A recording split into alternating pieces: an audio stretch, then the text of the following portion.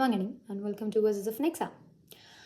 I was creating something right now, something specific in terms of art, and I realized that quality is so much more than quantity. But at the same time, when we look at certain things, the quantity matters. For example, if I were to prepare for an exam, the number of hours I give in studying for it, definitely the efficiency does matter. But even if I study the subject unconsciously, and if I give so many hours of study every day, I am bound to memorize things that I don't even know, like memorize statements over the period of time. I am going to absorb them and dissolve them in my brain, so that when I write those answers and when I see questions surrounding it, I cannot help but connect those ideas. So I think the number of hours I study is more important there. But at the same time, if we create something artistic, if we create something from scratch, if we create something that does require a lot of time, I feel quality is more important.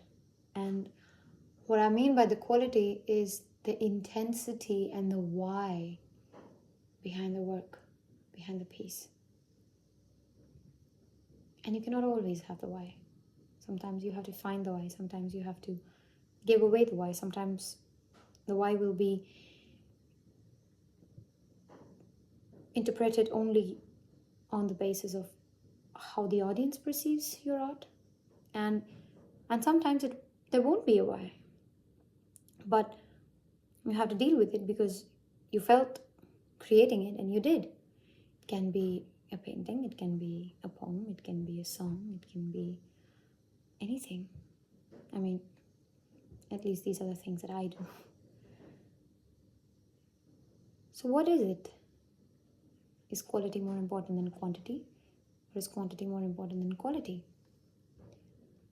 And I think now that I look back, I think it depends. It really just depends. It depends on the situation, it depends on the people, it depends on the things you're doing, it depends on a lot of things.